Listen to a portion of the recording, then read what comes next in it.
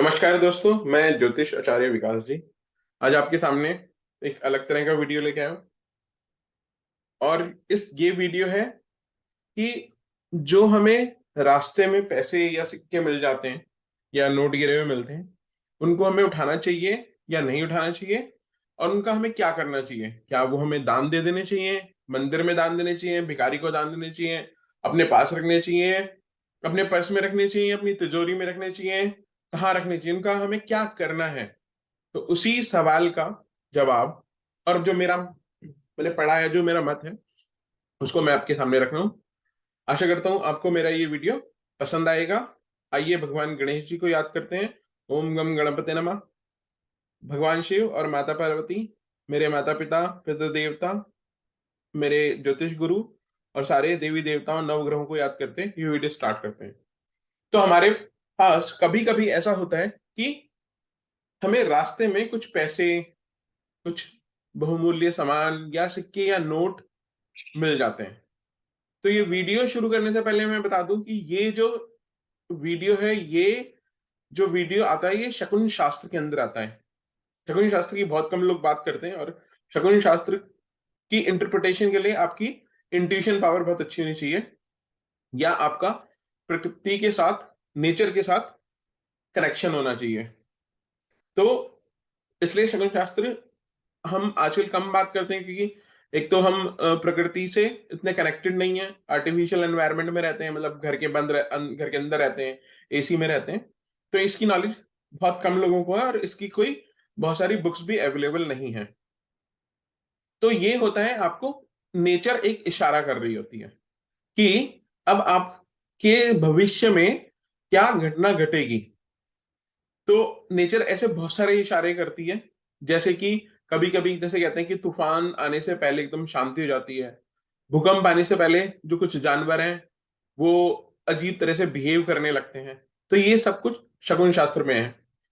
आपकी आंख फड़फड़ाना, कहीं पे कुछ और इंडिकेशन, ऐसी हमारी बॉडी भी इंडिकेट करती है अलग अलग बीमारियां आने से पहले, लेकिन हम इसको समझ नहीं पाते, इग्नोर करते हैं। तो बात, लेकिन ये वीडियो है रास्ते में गिरे हुए नोट या सिक्कों का मिलने का, लेकिन शकुन शास्त्र के बारे में भी आपको मेरे को बताना चाहिए। तो इसके लिए मैं आपको थोड़ा बता रहा हूँ कि शकुन शास्त्र भी होता है जो बहुत काम करता है, लेकिन हम उनको पहचान नहीं पाते, और उसकी कोई ऐसे ट्रेनिंग देना थोड़ा मुश्किल होता है। तो आई मेरे ख्याल से इसका कोई कोर्स भी नहीं होता, और इसकी बुक्स भी बहुत लिमिटेड ही हैं, एक या दो हार्डली बुक्स अवेलेबल हैं मार्केट में। तो शकुन शास्त्र समझना चाहिए। हमारे बड़े बूढ़े समझते थे बिल्ली रास्ता काट गई, वो भी एक शकुन अपशकुन हो जाता है। और भी बहुत सारी चीजें जो मैं आगे आपको बताता रहूंगा। तो अभी हमारा जो वीडियो है वो है रास्ते में पड़े हुए नोट या सिक्के या कुछ पैसे या कुछ बहुमूल्य अगर हमें चीज मिलती है, तो उसका क्या मतलब होता है और हमें से क्या करना है।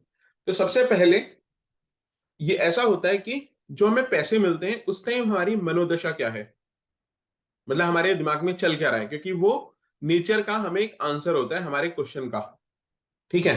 तो और कुछ मान्यताएं, वो मान्यताएं या जो मैंने सीखा और अपने बड़ों से जाना, वो कुछ ऐसे भी लगता है कि कुछ लोग ऐसा मानते हैं कि अगर सड़क पर कोई सिक्का मिल जाता है, तो जो काम वो शुरू करने का सोच रहा है या शुरू करने के लिए जा रहा है, वो काम जल्दी शुरू होगा, क्योंकि अगर देखा जाए तो उसको माँ लक्ष्मी का आशीर्वाद मिल गया है।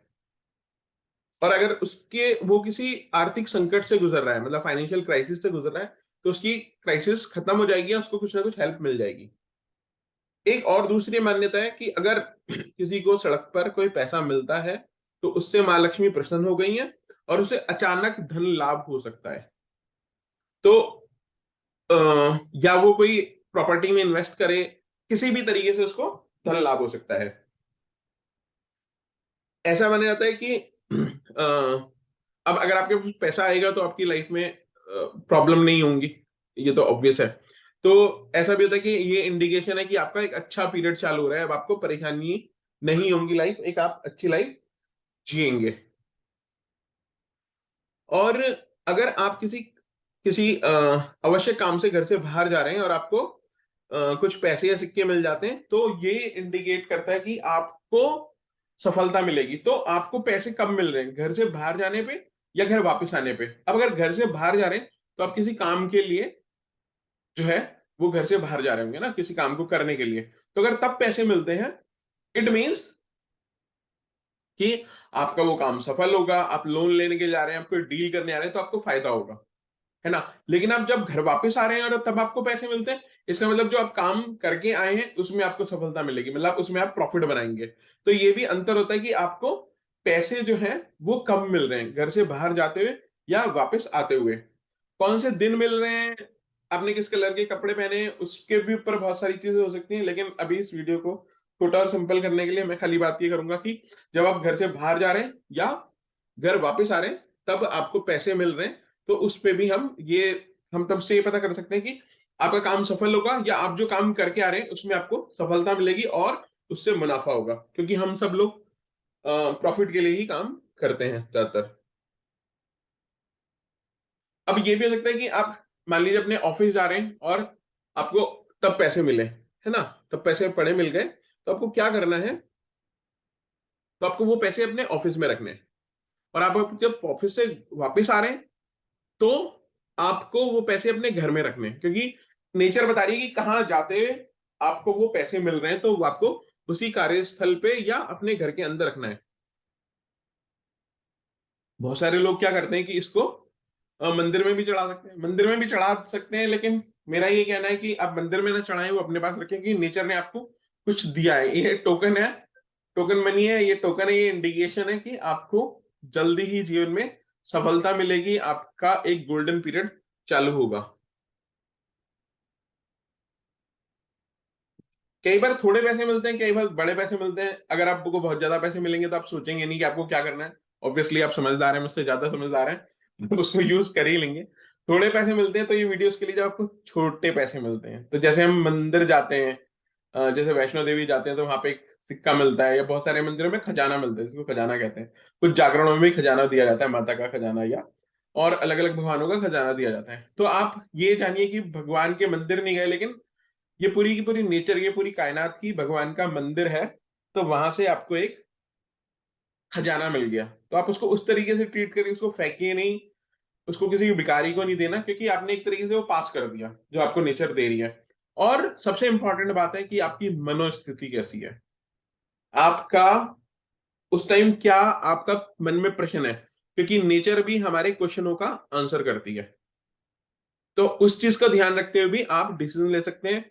नहीं तो किसी योग्य ज्योतिष से पूछ सकते हैं कि आपकी कौन सी दशा चल रही है, क्या खराब दशा चल रही है। कई बार ऐसा भी लगता है कि उसमें कोई टोना टोटका किया हो।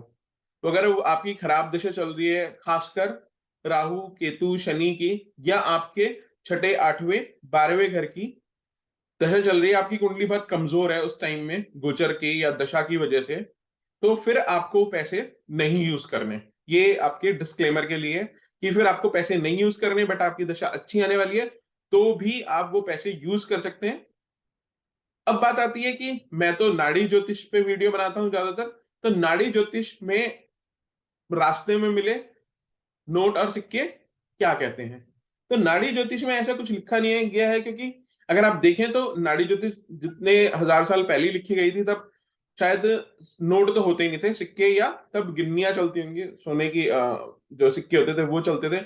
और वो गिरना किसी का बहुत बड़ा लॉस होगा और किसी का बहुत बड़ा प्रॉफिट होगा। उस टाइम भी अगर देखा जाए तो, अगर उस टाइम के परिप्रेक्ष्य में भी हम देखें तो फिर ज्योतिषीय गणना द्वारा ही हम ये करेंगे कि क्या वो हमें रखना चाहिए ना रखना चाहिए। उसके लिए हम प्रश्न लगवा सकते हैं, मतलब अगर आपके पास सोने की आपको सिक्का मिलता है उस टाइम, तो आप एक प्रश्न लगवा सकते हैं कि क्या मुझे वो पैसे रखने चाहिए नहीं रखने चाहिए। प्रश्न शास्त्र से आपको एकदम उसका सटीक उत्तर मिल सकता है। बट कुल मिला के आपको अपने विवेक से ये डिसीजन लेना है। लेकिन मैं आपको बोलूंगा ज्यादातर वो पैसे इंडिकेशन होते हैं कि आपका अच्छा समय आने वाला है, आपकी जितनी विपत्तियां हैं वो खत्म होने वाली हैं, आप लाइफ को एंजॉय करेंगे। कंफर्म करने के लिए आप किसी भी योग्य ज्योतिषी से इस बात को कंफर्म कर सकते हैं। तो दोस्तों, आशा करता हूं आपको मेरा ये छोटा सा प्रयास अच्छा लगा होगा, आपकी जानकारी में वृद्धि हुई होगी, और इस विश्वास के साथ कि आपको मेरा वीडियो अच्छा लगा होगा, आप मेरे इस वीडियो को लाइक करेंगे, मेरे चैनल को सब्सक्राइब करेंगे। मैं आप सभी से नमस्कार करते हुए इस अपनी वाणी को विराम देते हुए इस वीडियो को समाप्त करता हूं। भगवान आपका भला करे, आपका दिन शुभ हो, आपको सद्बुद्धि दे। जय श्री राम।